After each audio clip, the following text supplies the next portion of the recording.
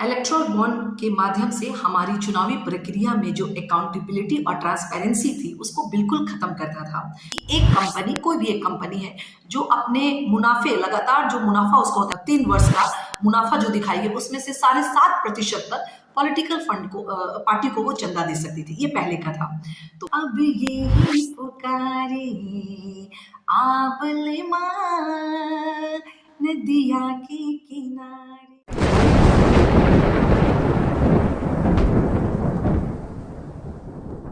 नमस्कार, मैं आरती राय आप सबका स्वागत करती हूँ आपके अपने होस्ट और दोस्त आफ्ताब परवेज के इस यूट्यूब चैनल माय डियर जिंदगी में। दोस्तों, आप सब तो मेरा परिचय जानते ही हैं कि मैं भारतीय राष्ट्रीय कांग्रेस की महिला कार्यकर्ता के तौर पे अपनी बात रखती हूँ। और आज जिस कर में मैं बात जो रखने आपके समक्ष रखने जा रही हूँ वो है इलेक्टोरल बॉन्ड। 16 फरवरी को माननीय सुप्रीम कोर्ट ने एक ऐतिहासिक फैसला देते हुए, हालांकि उनसे उम्मीद इस तरह की अब तो नहीं रहता है कि सरकार के किसी भी जो वर्तमान में सरकार है उसके किसी भी फैसले को वो चुनौती तक भी दे पाए। जैसा कि हम जानते हैं कि अडानी और हिंडनबर्ग केस में क्या हुआ, जस्टिस लोहा के कमेटी में क्या हुआ, हम धारा 370 बहुत सारी चीजें हैं जिसपे एक ऐसा कहा जाता है कि सुप्रीम कोर्ट पूरी तरह निष्पक्ष, मतलब इतना बड़ा मैं आरोप तो नहीं लगा सकती हूँ, लेकिन ये जो मैं आज इलेक्टोरल बॉन्ड का बात करूंगी और इस पे जो कल का जो फैसला आया है वो 16 फरवरी का, वो ऐतिहासिक है। और हमारी पार्टी जब ये 2019 में तत्कालीन फाइनेंस मिनिस्टर अरुण जेटली के द्वारा प्रस्तुत किया गया था कि इलेक्टोरल बॉन्ड के जरिए राजनीतिक दलों को कोई भी आदमी चंदा दे सकता है, उसको इलीगल उस समय हमारे सबसे जो हमारे मुख्य लीडर है राहुल गांधी ने उसका उस समय भी खंडन किया था, विरोध किया था, पुरजोर विरोध किया था कि नहीं ये गलत है। इस नीति के तहत हमारे ऐसे भी हमारे देश में जैसे कहते हैं कि चुनावी प्रक्रिया में बहुत ज्यादा ब्लैक मनी यूज होता है, कैश में पैसे यूज किया जाता है। आप देखिए इस सरकार की विडम्बना मैं कही जा सकती हूँ कि जब इस देश में नोटबंदी लागू की गई थी तो ऐसा कहा गया था कि नोटबंदी लागू करने से जो भी हमारे देश में काला धन रुक जाएगा। तो उस समय उन्होंने पॉलिटिकल पार्टी पे कुछ इस तरह की बातें नहीं की थी कि हाँ वो एक चाहे तो कर सकती थी, एक अच्छा कानून बना सकती थी जिसमें कह सकते कि जितनी जो पॉलिटिकल पार्टी है, जितने जो उसके कैंडिडेट एमएलए एमपी बनना चाहते हैं वो कैश में ही अपने पैसे का यूज नहीं करेंगे, वो बिल्कुल अपना जो पैसा है वो बैंक के माध्यम से, चेक ड्राफ्ट इसके माध्यम से करेंगे। बट ऐसा उन्होंने नहीं कहा। और आप जानते हैं कि हमारे चुनाव आयुक्त द्वारा जो निर्धारित की गई धनराशि है जिसके तहत एक एमपी को 75 लाख रुपए का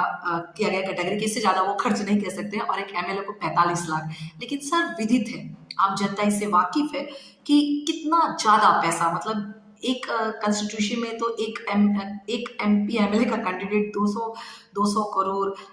100 करोड़ तो ऐसे ही खर्च करता हो, भगवान जाने। शायद इसीलिए अभी की वर्तमान जो सरकार है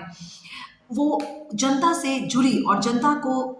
मदद करने वाली पॉलिसियां नहीं बनाती है। उसके जितने जो पॉलिसियां होते हैं, जितने जो नीति होते हैं, वो सारा उद्योगपति को बेनिफिट देते हैं। मैं बहुत सारी बातें करती रहती हूँ बट आज जो है मैं इलेक्टोरल बॉन्ड पे ही बात करूंगी। और इस फैसले से बहुत हमें खुशी हुई है, हमारी पार्टी अपनी बात इस पे रख चुकी है कि ये किस तरह से काला बाजारी को जो हमारे मार्केट में बढ़ावा देता था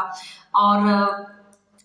काला धन भी हमारे चुनाव प्रक्रिया में बहुत ज्यादा इसका उपयोग होता था। तो मैं बहुत खुश हूँ इस फैसले से। हमारी पार्टी इसका स्वागत करती है कि भारतीय राष्ट्रीय कांग्रेस की मांग को, और पूरे देश का एक पिटीशन था जिसमें जो हमारे पब्लिक प्रोसिक्यूटर के तरफ से प्रशांत किशोर ने इस मामले को बहस किया उच्च न्यायालय में और वो जीते। और वो हमारे सब पूरे भारतवर्ष और भारतीय राष्ट्रीय कांग्रेस को भी इससे बहुत खुशी हुई और हम सर्वोच्च न्यायालय के इस निर्णय का पुरजोर स्वागत और समर्थन करते हैं। इलेक्टोरल बॉन्ड के माध्यम से हमारी चुनावी प्रक्रिया में जो अकाउंटेबिलिटी और ट्रांसपेरेंसी थी उसको बिल्कुल खत्म करता था। और इलेक्टोरल बॉन्ड के आने से पहले जो 2004 से 2014 के बीच में जो कंपनियां राजनीतिक पार्टी को चंदा देती थी, एक डेटा मैं आपके पास पेश करना चाहूंगी। वो ये है कि मेरी पार्टी को 2004 से 2014 के बीच में जो चंदा मिला, वो देखिए पक्ष में हम थे और विपक्ष की पार्टी दोनों को करीब करीब 50% मिलते हैं। वो आंकड़ा ये है कि मेरी पार्टी को 3,982 करोड़ रुपए मेरी पार्टी को मिला और उतना ही बीजेपी को 3,272 रुपए, मतलब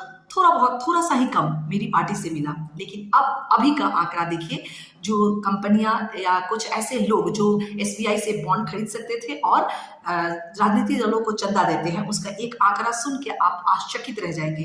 कि जब से ये आया है 2019 के बाद से तब तक अभी तक एसबीआई ने 2830 बॉन्ड बेचे हैं, जिसकी कुल कीमत जो है वो करीब करीब 16,000 करोड़ लगाई जाती है, जिसमें से 60% से भी ज्यादा यानी कि 10,000 करोड़ से भी ज्यादा जो चंदा है वो मिलती है बीजेपी को। मेरी पार्टी भारतीय राष्ट्रीय कांग्रेस को 1500 के करीब और उसके बाद टीएमसी को शायद 1000 के करीब ऐसा मिलता है। तो सोचिए ये कहाँ किस तरह की, मतलब ये इसमें कोई भी आप दिख रखते हैं ट्रांसपेरेंसी है, कोई भी अकाउंटेबिलिटी है किसी के प्रति, इसका सबसे कि पता भी नहीं, मतलब इसे कहते हैं कि राइट टू इंफॉर्मेशन एक्ट के द्वारा ये पता भी इस पे नहीं लगा जा सकता था जब तक कि सुप्रीम कोर्ट ने इसमें असंवैधानिक नहीं ठहराया कि जैसे सरकार को मालूम है, एसबीआई को मालूम है कि किसने दिया, लेकिन एक आम जनता ये उसको जानने का ये अधिकार नहीं था कि यह कौन व्यक्ति है जिन्होंने चंदा दिया और किसको दिया,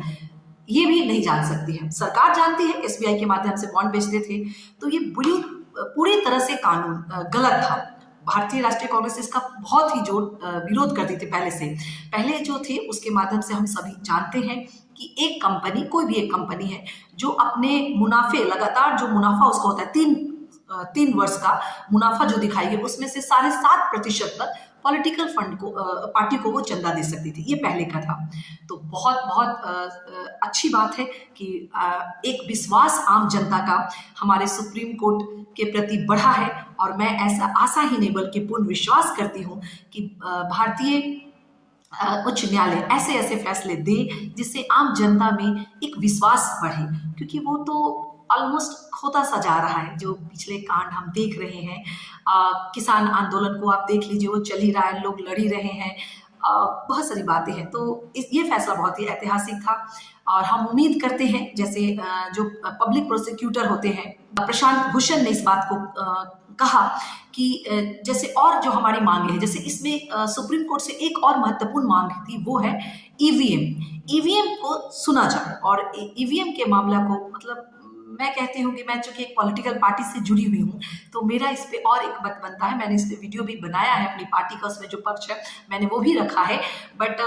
मैं सुन रही थी कि जो पब्लिक प्रोसिक्यूटर था उनका मानना था कि बहुत सारे पिटीशन पड़े हुए हैं उच्च न्यायालय में कि ईवीएम के मामले को भी सुना जाए, लेकिन बहुत सारे ऐसे मामले हैं, हम जानते हैं कि सुप्रीम कोर्ट उस पे तारीख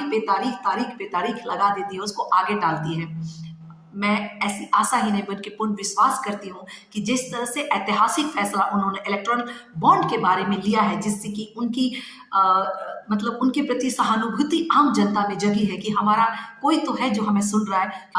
इस तरह की नीति अपनाई जाती है जो कि एक निष्पक्ष, एक उद्योग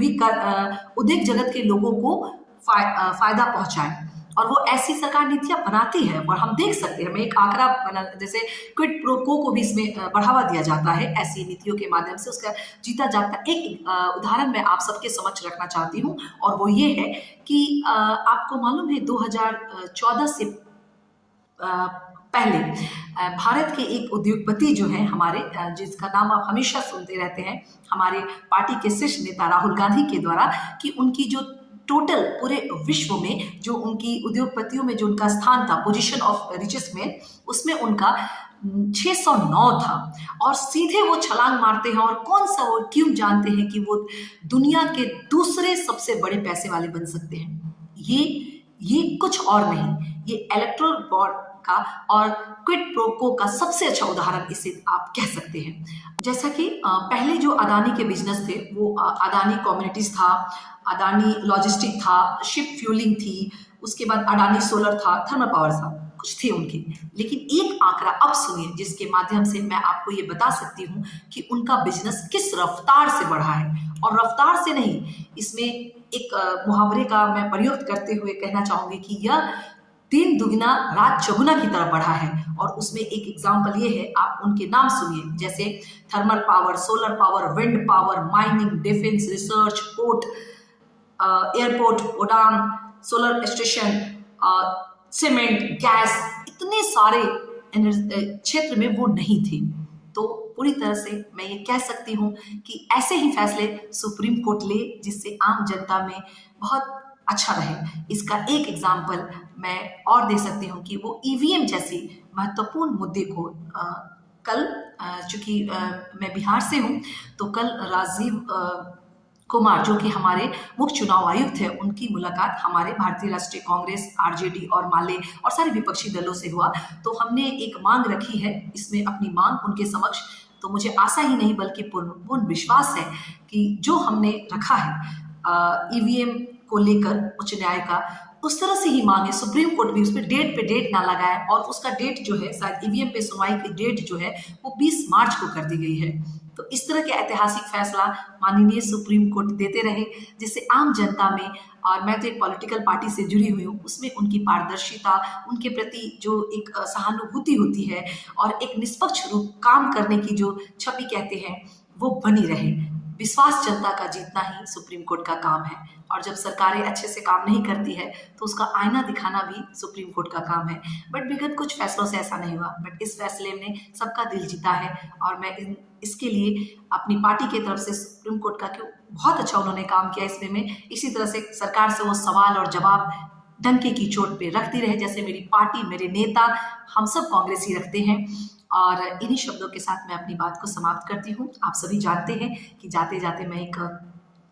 गीत गुनगुनाती हूँ, और आज मैं वो गाऊंगी, प्यार मोहब्बत से संबंधित वो गाना है। एक गाना है, बांसुरिया अब यही पुकारे, आबल माँ नदिया के किनारे। धन्यवाद।